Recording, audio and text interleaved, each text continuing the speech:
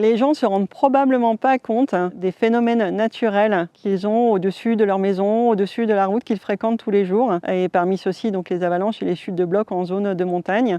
Et ils soupçonnent probablement très peu le rôle que peut avoir la forêt dans la maîtrise de ces phénomènes.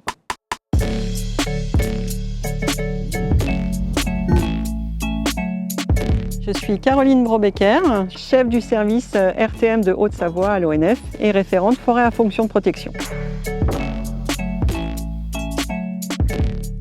Alors non, on ne gère pas les forêts que pour la production de bois, même si c'est une des vocations qu'on lui connaît le plus. La forêt sert également en zone de montagne à la protection contre les risques naturels.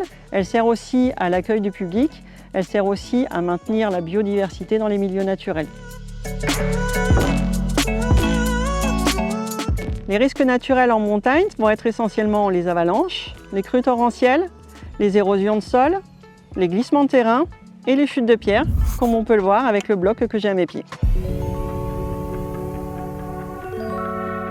La forêt, elle ne va pas jouer de la même façon selon les phénomènes naturels. Quand on va être sur des phénomènes d'érosion de sol, de glissement de terrain ou de crues torrentielles, en fait, ce qu'on va rechercher, c'est un couvert végétal, qu'il soit forestier ou non. Ce couvert végétal, il va avoir l'intérêt d'intercepter les eaux de pluie avant qu'elles ne touchent le sol. Quand on va être en présence d'avalanches, ce qu'on va rechercher, c'est vraiment cette fois de la forêt, notamment dans les zones de départ, pour empêcher le départ de ces avalanches. Et enfin, quand on est en présence de chutes de pierres, cette fois, c'est dans la zone de propagation des pierres, dans les milieux des versants, où on va rechercher à avoir un couvert forestier pour intercepter, ralentir et peut-être même arrêter des blocs. En matière de risques naturels, la forêt, même dépérissante, même brûlée, qu'elle soit sur pied ou qu'elle soit au sol, va pouvoir apporter sa contribution à la maîtrise des phénomènes naturels. En zone de montagne, le changement climatique, non seulement il va jouer sur la forêt, mais il va aussi jouer sur les phénomènes. S'agissant des avalanches notamment, on va avoir des avalanches qui vont se propager moins loin, mais qui vont se propager sous des formes plus humides, donc avec de la neige plus dense et qui va être plus destructrice. On va avoir des phénomènes de glissement de terrain qui eux-mêmes vont s'exprimer beaucoup plus.